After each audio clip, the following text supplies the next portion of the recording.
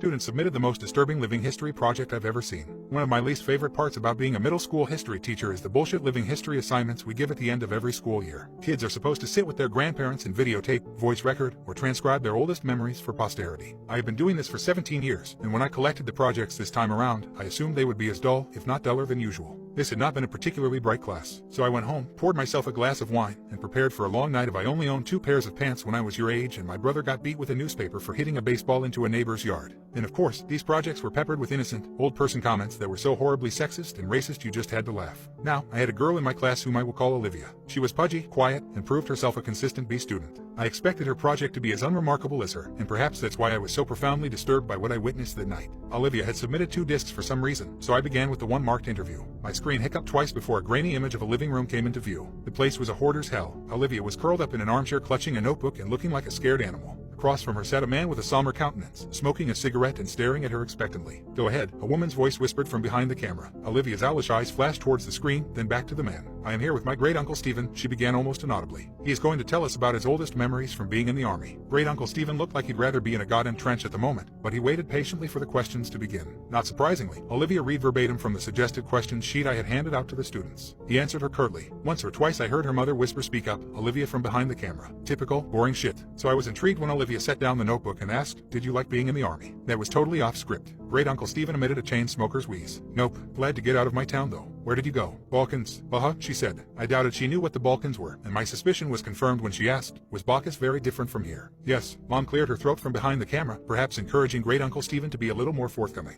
But Olivia seemed genuinely interested. "Uncle Stephen," she asked, "what is your very worst memory from the army?" The old man crushed his cigarette in the ashtray and then slowly lifted himself out of his chair. "I'll be back," he mumbled. The camera cut off. When the screen flashed back on, everything was the same except Great-uncle Stephen had several pieces of paper in plastic sleeves laid atop all the crap sitting on his coffee table. One he held in his hand. "I was a kid when I enlisted," he said, looking at Olivia. "Your brother's age," he told her. Olivia nodded. "I never saw combat. Both of my deployments were to cities in Eastern Europe that had been destroyed by civil wars. Everything was a mess. I felt like a janitor for fuck's saw."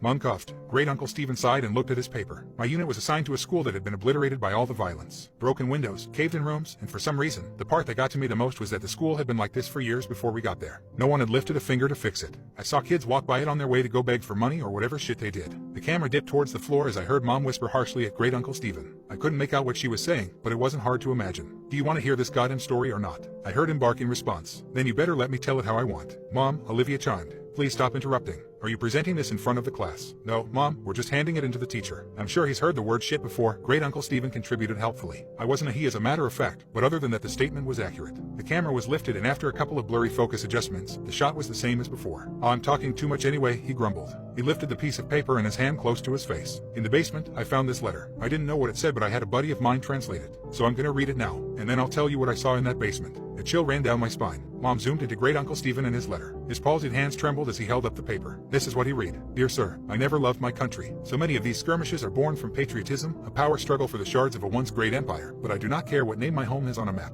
This fighting is senseless and I stay as far away from it as I can. It was not these attacks and disorganized violence that took the lives of my wife and child. It was illness. Mercifully, it happened quickly for the baby. Nadia suffered for longer. I watched in horror knowing I could do nothing for them. My only solace is that I was there for them every step of the way. I stopped going to work one day and no one came after me. I doubt they noticed I was gone. Since the school was simply across a field, visible from my window, it would have been easy to go for a few hours each day and come home quickly to care for them. But what was the point? All I did was clean floors. I was as useless to the world as I was to my family. I tried to take Nadia to the hospital, but the journey was too long and taxing. I brought her home and she died that night, after Nadia and the baby were gone. Well, I don't remember much. I didn't leave my hovel, barely ate and slept, thought many times of taking my own life. Tempting though it was, I felt paralyzed by my own helplessness. The one thing that kept me sane was my radio. I never turned it off once, even though I didn't listen to the words being said. In fact, the channel I got the clearest was in English, which I don't speak a lick of. But the voices, the music, and the true knowledge that life existed beyond this violent city sustained me. I have no idea how long passed before I saw the light of day again. I was dizzy from hunger, so finding food was my priority. My radio came with me, of course. Since I first hold myself up, it has gone everywhere with me. It talks to me as I sleep and as I wake. I don't know what it's saying, but I know I would die without it. Once I had some water and food, it occurred to me that the only thing left to do was go back to work. So I did. The following morning, I simply returned to the school where I was a janitor and got back to work.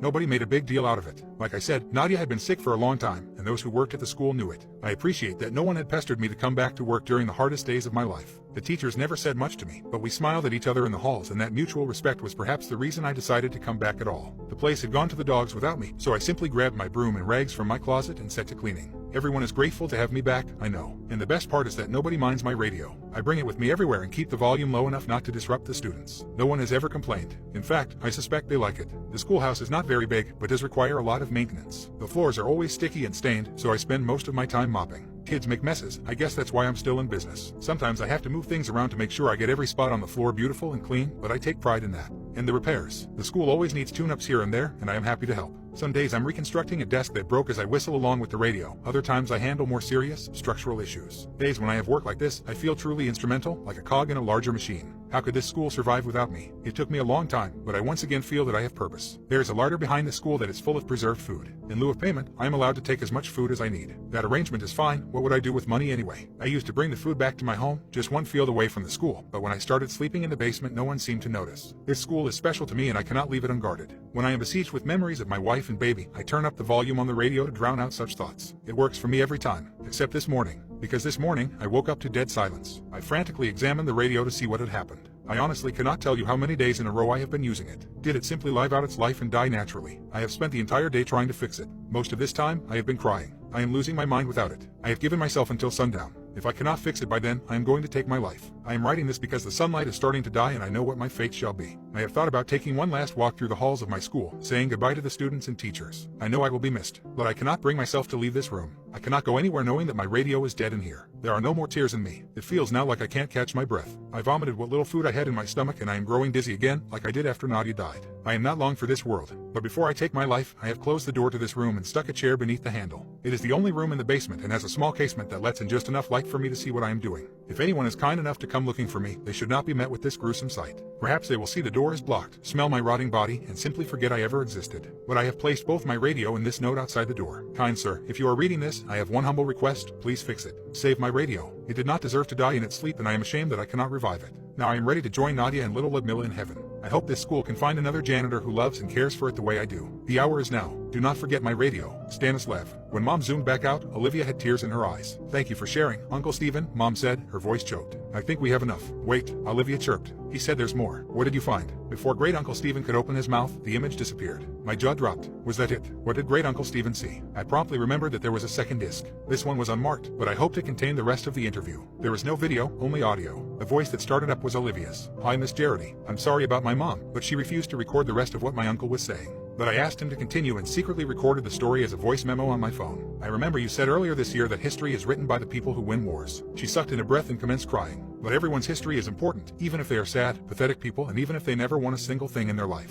I haven't slept through the night since I finished this project, but you have to hear what my uncle has to say. There were tears in my eyes, too. The sincerity of her words was beautiful. I was also flattered that she had remembered some trite phrase I threw around because it was what my history teacher said to me. Before I got too sappy over it, the audio began again. Fine, came Mom's frustrated voice. If you want to hear the rest of the story, fine, but this is not appropriate for a school project. Let me finish, Great Uncle Stephen snapped. If it's too much for you, help yourself to a snack in the kitchen. But Olivia wants to know what happened. I heard her mother mumble something and walk away. Olivia and her uncle were alone. I imagined her looking at him expectantly. So did you find the radio? Or did it get ruined when the school got blown up? He rasped and I heard the distinct click of a lighter. That letter, he began slowly, had a date on it. What date? She inquired hungrily. It was dated 2 weeks before we started rebuilding the school. Didn't you say the school had been destroyed like 2 years ago? Yes, replied Great Uncle Stephen. It had been. There was silence as I felt goosebumps on my arms. The images that came to my mind were almost too overwhelming to express, but Great Uncle Stephen put them into words effortlessly. Clearly he had spent his whole life thinking about it. This man, this Stanislav, went to a vandalized, falling apart schoolhouse and cleaned up blood and rubble like it was spilled drinks and dust. He smiled at dead bodies in the hallway and believed they were smiling back at him because they liked his radio. He moved around corpses so he could sweep the ground under them. The roof was half collapsed, so when it rained, he must have gotten soaking wet but was so oblivious that he didn't even feel a thing. I could hear Olivia crying steadily. I found the larder he was talking about.